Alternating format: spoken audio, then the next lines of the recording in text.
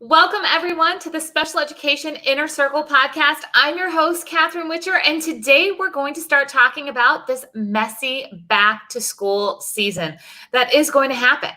So you guys know I have been in the special education community professionally for over 2 decades, and we have never seen a back to school season like this. Right? So I just got done with our VIP weekend for Master IEP coaches. If you guys aren't familiar with what a Master IEP coach is, hop on over to masteriepcoach.com. You'll find out all about it. And we were discussing, now this is a group of parents, teachers, admins, and therapists who have gone through a mentorship to become a Master IEP coach, and they're from all over the country. So I got to hear all different plans, straight from people who are in the community about what's going to happen going back to school. And you know what? Every plan is different.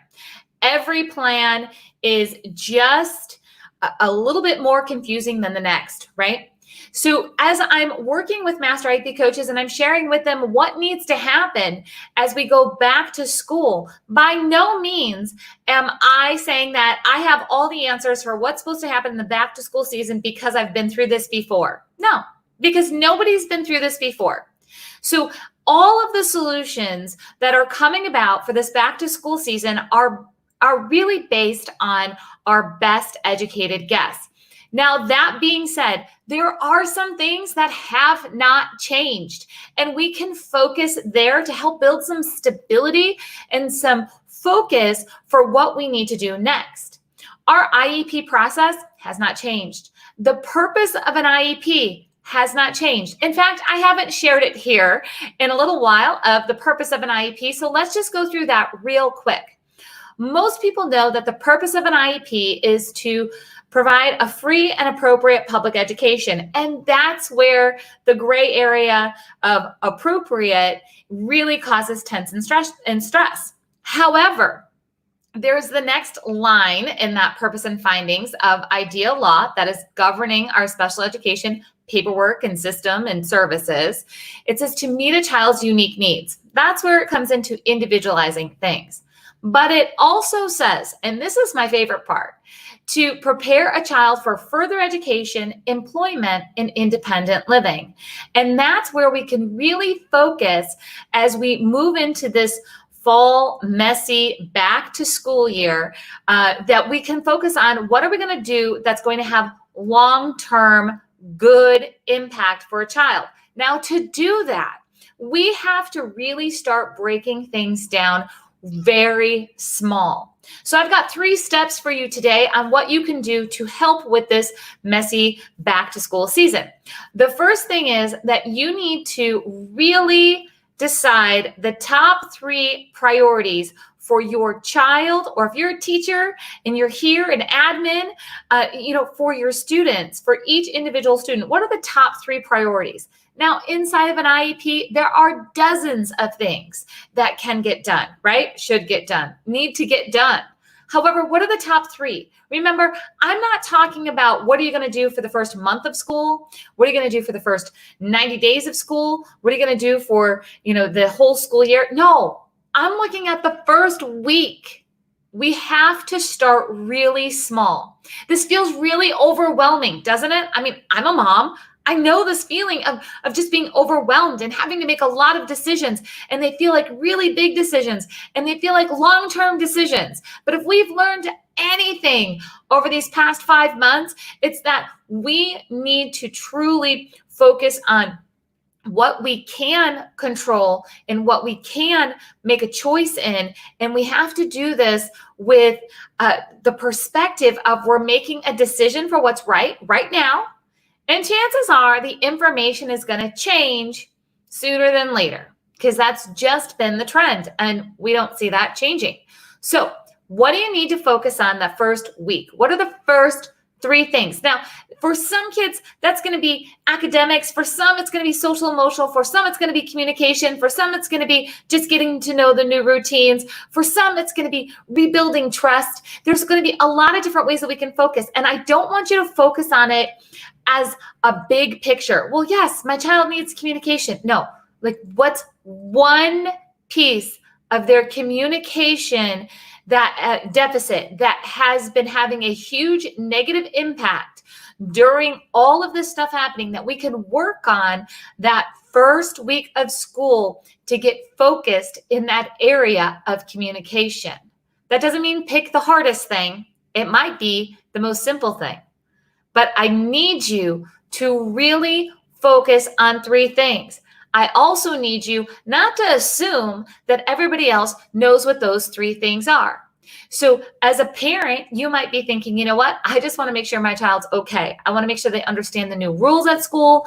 I want to make sure that they understand who their teacher is, who their support staff is. I need to make sure of that. Where the teacher may be feeling the pressure and might be in freak out mode because they know that your child has probably lost some of their ability to read sight words. And they're like, okay, here's our schedule. We're going to do reading at 9 o'clock. Everybody sit down. Let's go. And they want to push towards progress academically, when you as a parent might be saying, that's super important. I want that to happen.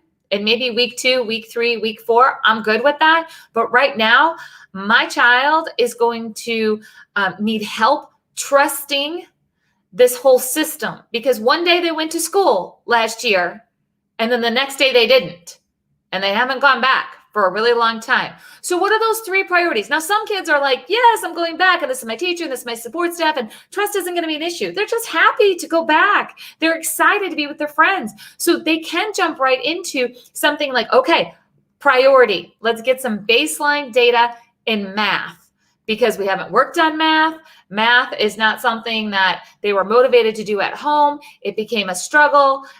Parent was like, forget it. We're not even doing math. I don't care right now. No shame in that. No shame in whatever you let go. That's fine. Let's get some baseline then into what's happening in math, because that child may not need so much social emotional support in the same way as another child. So that's step number 1. Step number 2. Now remember, we're talking about getting ready for the first week of school, not the first month, the first week. Is there anything that you can do for your child or for your students when it comes to previewing what the school is going to look like? Now, when you're listening to this podcast right now, you may not have your school building accessible with, I don't know, arrows on the floor like they have at Walmart now. I don't know. But are there going to be new signs up? Are there going to be new hand sanitizer stations? Is there going to be new policies for the water fountain?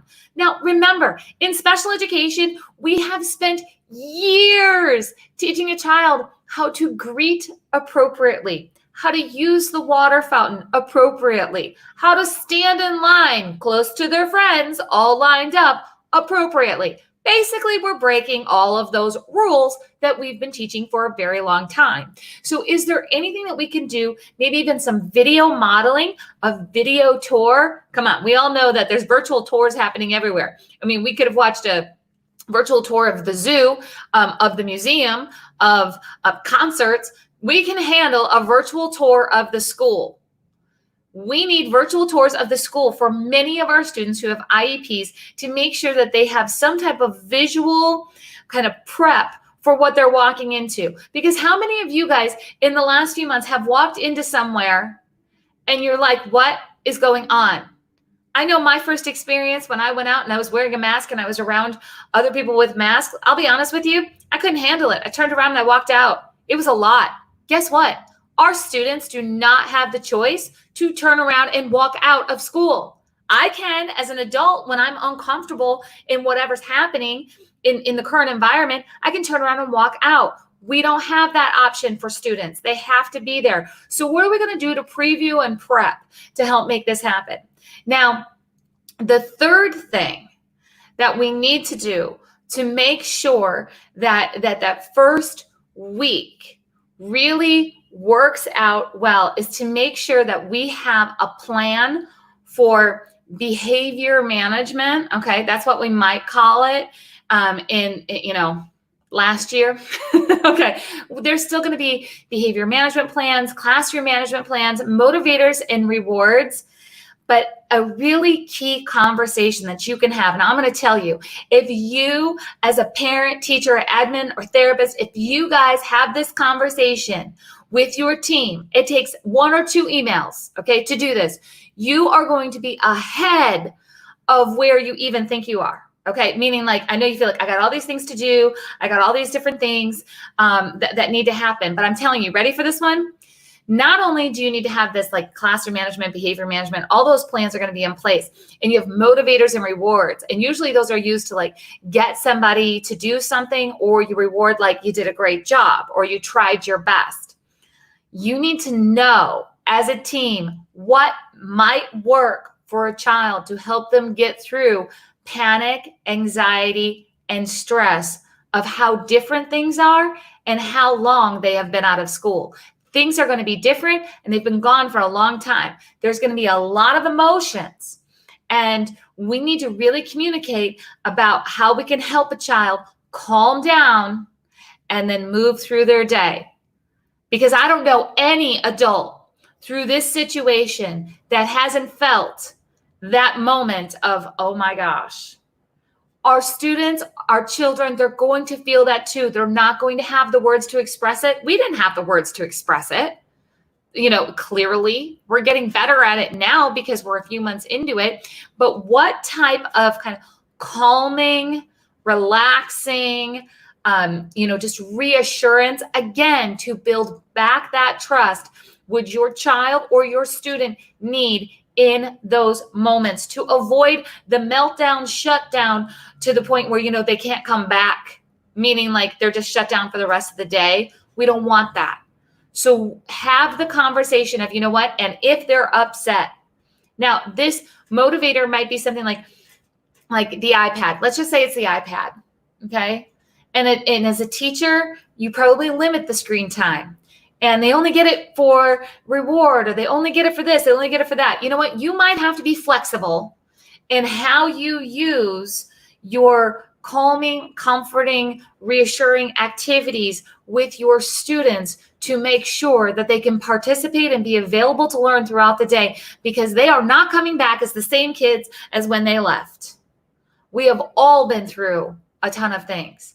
Now, these are 3 things that you can do to get back to school with a little bit less stress for that first day and that first week. There are so many things that we need to do for the first week, the second week, the first 30 days, the next 90 days. I'll be back here with more things that you can do as we move through this back to school season. But those 3 things are things that you can start right now. Start figuring out those priorities. Start figuring out if you can get that preview tour or a video virtual tour of what the changes are going to be in the school. Start really thinking about, what does a child need for comfort during this day? Because most kids who have IEPs have been in school possibly since the age they were 3, and they never stop going to school. And now they've been out of school for 5 months. This is the longest gap in services they've probably had in their entire life. Comfort is going to be needed. Even if they don't know how to express it, even if you don't think so, even if you think they're doing okay, you need to have all of that together. All right? So those 3 things, this is just the beginning. Remember, I would love to work with you inside of the Master IEP Coach Mentorship. Hop on over to masteriepcoach.com. A Master IEP Coach is a parent, teacher, admin, or therapist, somebody who sits at the IEP table, who's thinking, it doesn't have to be this hard. It shouldn't be this hard. And I want to get better at this for myself and for my community. I'm going to help my own family. I'm going to help my own students, and I'm going to help others. Come on into the Master IEP Coach Mentorship at masteriepcoach.com. I'll see you guys there.